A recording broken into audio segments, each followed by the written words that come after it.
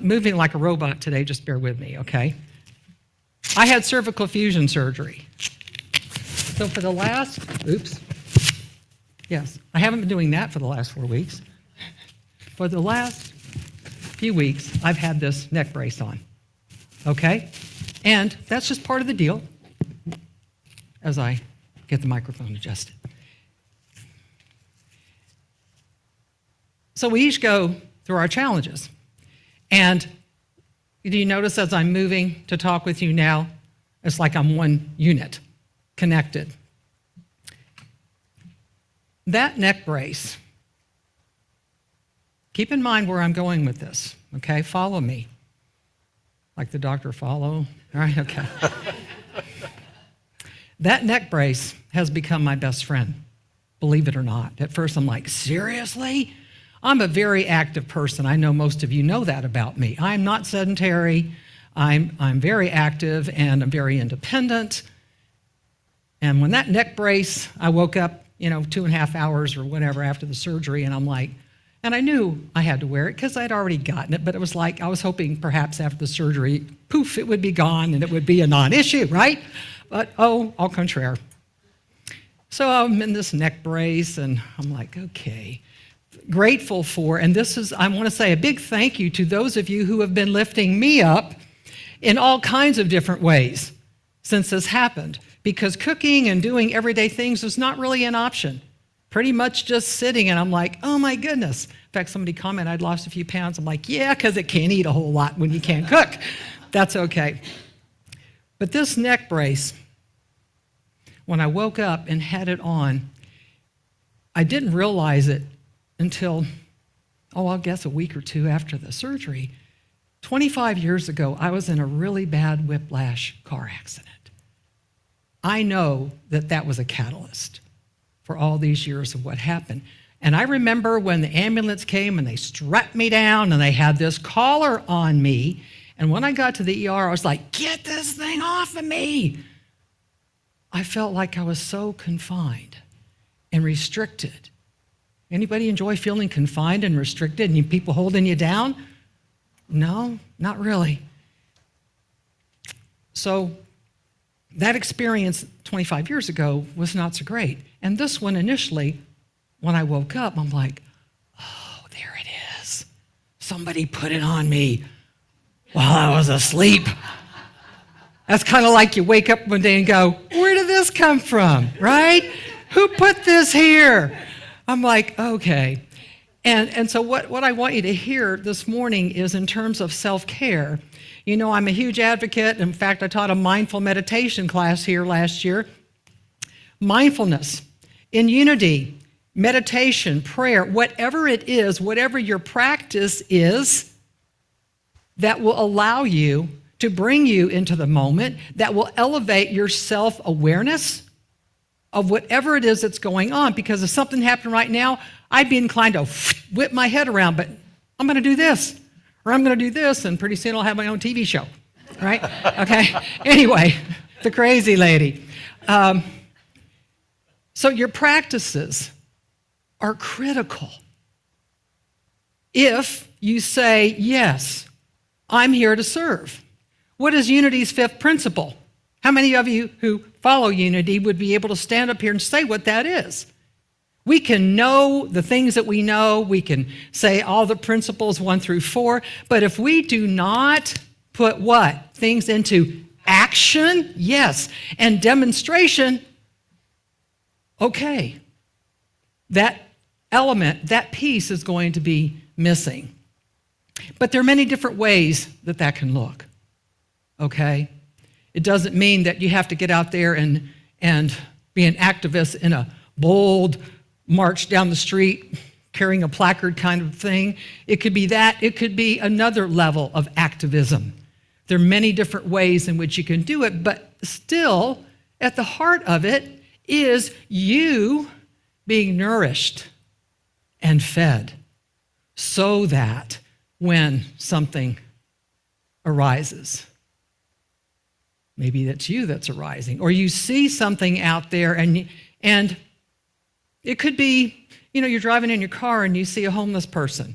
You go to the grocery store or wherever you go and you see somebody in need and they're asking for money or they've got whatever the case may be.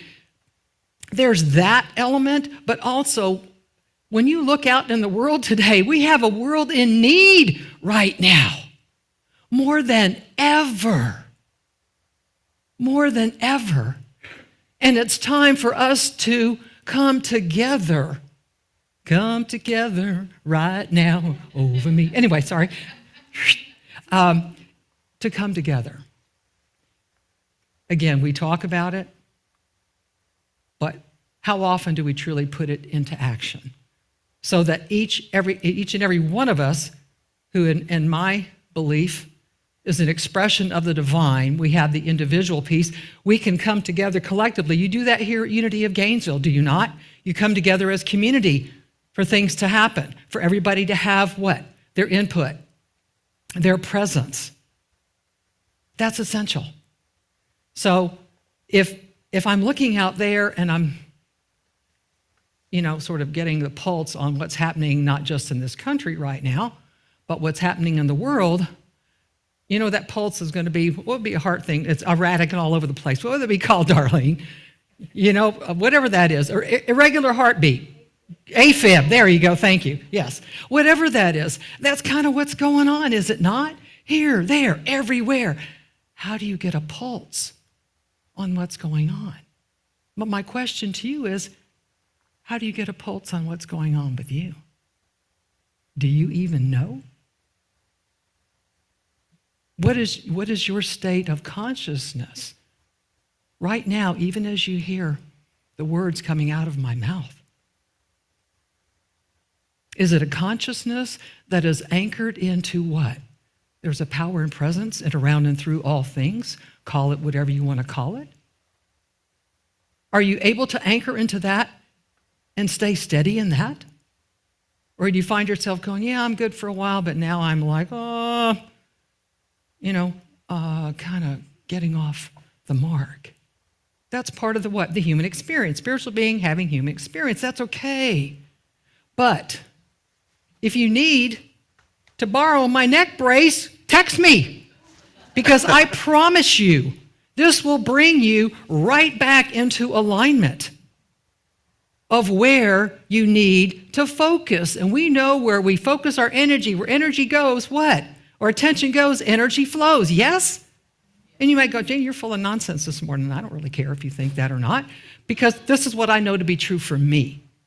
And each of you, I encourage you, and I challenge you, what is it that resonates with you, that allows you to be the best you came here to be?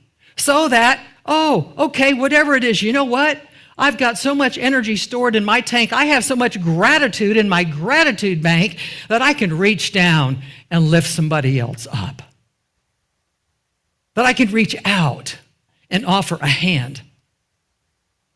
Because I'm doing it from a place of what? My heart. You can't outgive God, but you sure as heck can try, right? Yeah, to where you're not giving from a place of what? Expectation.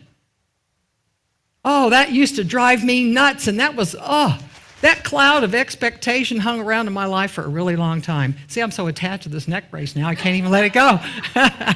Watch your attachments, right? So, yeah, I'm like, okay. So here we go. Here we go.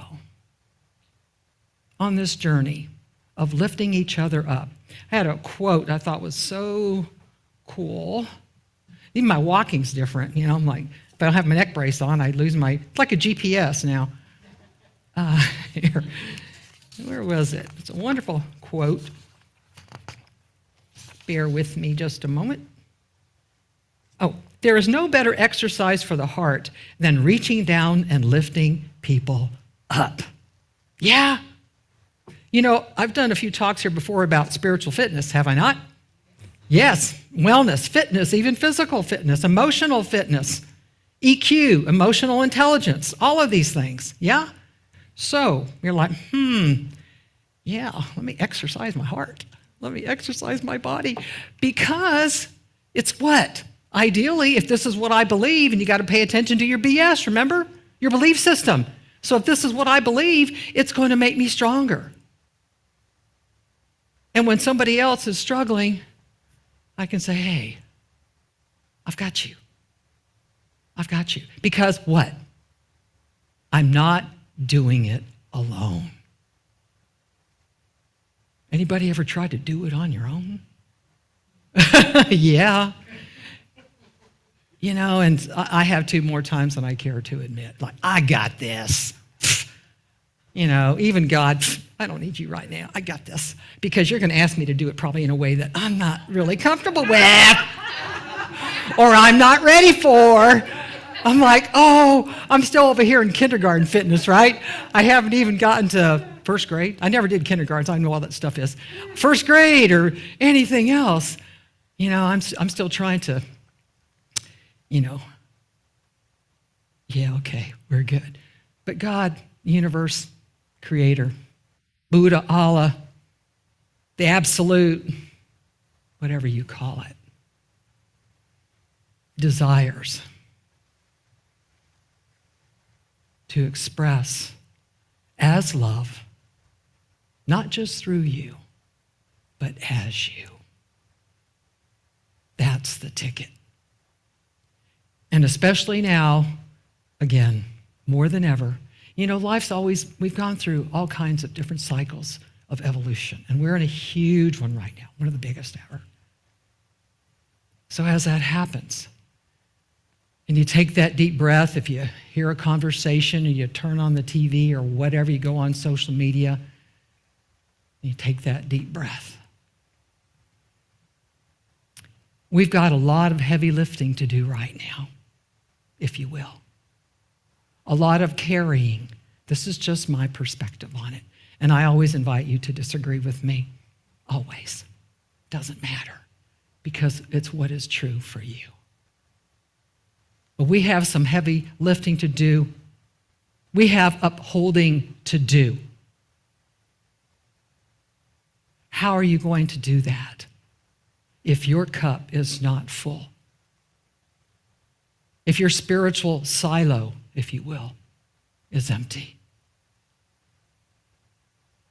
How will that happen?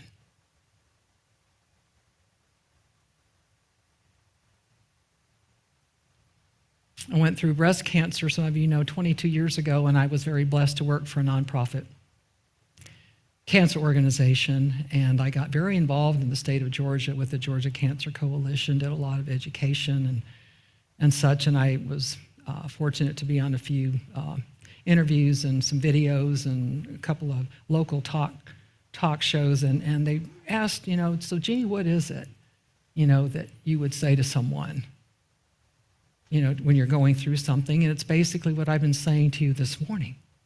You've got to fill up your cup first. You've got to fill it up. And sometimes you're also going to be filling that cup by being able to what? Receive when somebody else offers you something that you might do what I said earlier. I got this. I don't need anything. I'm good. That was part of my challenge this time, the last 4 weeks, and people would text me, and people were Ubering me food, and housemates were making some stuff, and I'm like, oh, it took me back. Because when I went through breast cancer years ago, it's like, again, the stoic Jeanie, I don't need anything from anyone, I'm fine, whatever. So, learning to soften, to be able to receive with such gratitude that when you are giving, you are already giving from a place of gratitude. Do you know what I mean? It's just like, no, I said something, mentioned the word earlier, attachment. I don't have an attachment to my giving. I don't have an agenda. I don't have an expectation. And I think I was mentioning that earlier, because when I used to, you know, that's kind of how I learned. Oh, if I give something to you, you give me something back. And whoa, that's just resentment waiting to happen. You know, bitterness waiting to happen. And it gets stored in us sometimes, emotionally, And these energy centers in our body get stored in our tissue, our physical body. And we don't even know it. So mindfulness, self-care, so many cool things. I wrote myself this note when I got here this morning because when you're giving, like I said a minute ago, from a place of gratitude and appreciation and joy, to give with joy, simply for the pure joy of giving, right? When I had my surgery, like I said, wow, it's weird, the 11th of last month. Today's the 11th. I've been on a time trip somewhere, I don't know. Anyway, I was so impressed with, and I will give them a plug, the Northside Hospital here on 400. Oh my goodness. Because I've had a few medical things done, but I tell you what, from the moment I got there at dark 30, at 5:30 in the morning, till the time they wheeled me back at about 7:30, from the get-go, it was incredible. But what I want you to hear, and this is like us being stewards of the divine, selfless service. It wasn't just what they did, because everybody was very proficient, efficient, very professional, very engaging. But what was so palpable, even more, was not just what they did, but how they did it. How they did it. If I could say they have a consciousness of caring, then I would, because they did. Each person so loved what they did. They loved being of service that it just exuded. I mean, just repeatedly, I'm like, wow, what's this person on? Oh, they're on the same thing that person's on. What, it's like they're kind of drug here in this hospital. That's just like, I was blown away. And I'd heard some good things about this hospital. It just happens my surgeon's out of Roswell, so he operates out of there, not in Marietta or closer where I am. And I tell you what, I thought, if I ever have anything happen, I'm driving 30 miles to get to that hospital. I tell you what, because I want to be somewhere, where I am respected, cared for, honored, loved, and not only shown it, but I can feel it. Just like, can you imagine if Jesus walked in right now, you guys would be going, whoa, what an amazing energy. We just were uplifted. Well, I don't know if Jesus was at that hospital or some other kind of energy or what it was, and I know exactly what it was, and so do you, even as I'm saying this. Is called love. The energy, the frequency, the consciousness of love from the heart. The caring, the compassion, the kindness, the gentleness. I had 2 IVs, not nary a mark on me. Do you know how usually are purple and blue in colors you've never seen before? When you get those IVs, I was like, where did they put it? And I was awake for this one. I had a fantastic nurse. That one was when I was asleep, and I was still like, who did that? When did they do that? What am I talking about now? Trust. Yeah? Do you trust that which you believe in to be there for you? To guide you? Do you trust it? Not sure? Maybe sometimes, and maybe sometimes not so much. That's huge. Because in lifting up another, don't you need to trust that in the process of doing that, it's going to unfold beautifully? Yeah. That you're in good hands, you're in divine hands, that you're being lifted up in order for you to do the heavy lifting, the light lifting, whatever you want to call it. That's what I'm saying to you this morning. From the tiniest of things to the biggest of things, the monumental things that may seem so overwhelming at times that you're looking at it going, oh, there's no way I can do this. Ooh, I've been practicing mindfulness. I just caught my thought that said, oh, there's no way you can do this. I caught my thought, right? When I catch my thought, I can say, oh, thank you for reminding me that's not an energy, not something that I want in my field, in my mind, in my heart. Let me replace it with what? What I ascribe to in my belief system. If I know what that is. Clarity is another thing about lifting people up. That you have very healthy boundaries, that you're very clear about being of service. And you're not doing it for what? The recognition. It's when you can do something and nobody ever knows. Yeah. Oh, I need to. Oh, yeah, because that'll make me look like really I'm a cool person. Yeah. Did you know that they did da-da-da-da? Okay. I kind of used to be like that. You know why? Because I needed the outside validation. I had no sense of who I was, much less what I was, why I was here, none of it. And once you come to that place of knowing, you know that you know that you know. And that peace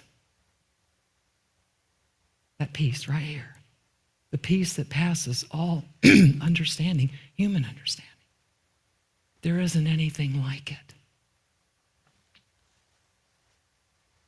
It's so palpable. Healing, uplifting, nourishing. You can trust it. You can allow yourself to be infused by it. And to remind yourself of the truth of all that you are and why you are here. Like a drop in the ocean, each of us, when we remember our oneness. We are all part of each other.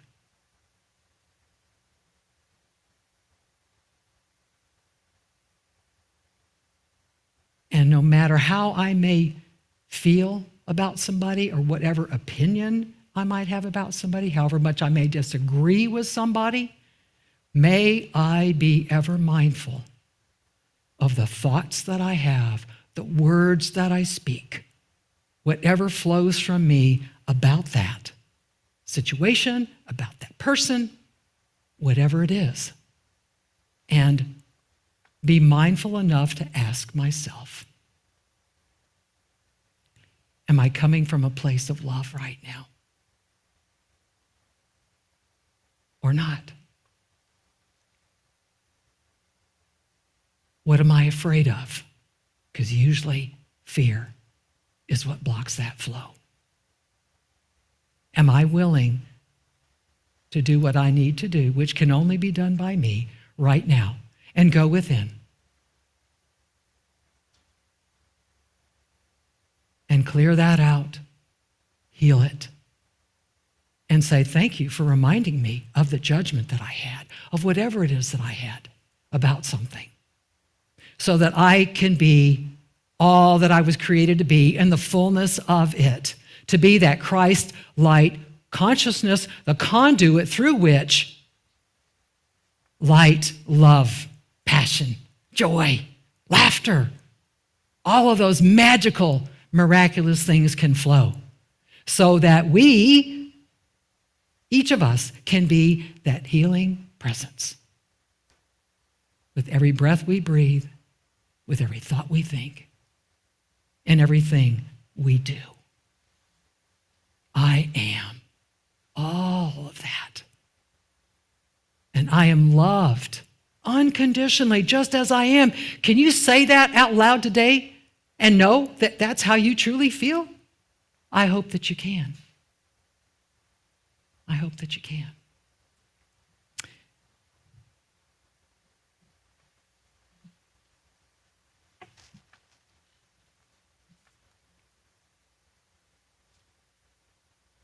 As each has received a gift, which each of you have, but you are the gift. Use it to serve one another as good stewards of God's varied grace. Do nothing from selfish ambition or conceit, but in humility, count others more significant than yourselves. Again, it doesn't mean to discount yourself. That's not what it's saying at all.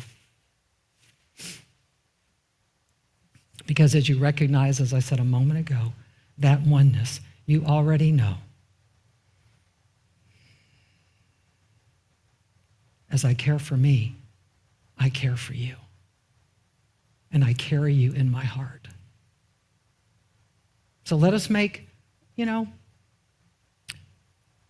choice in every moment to love yourself as you never have before.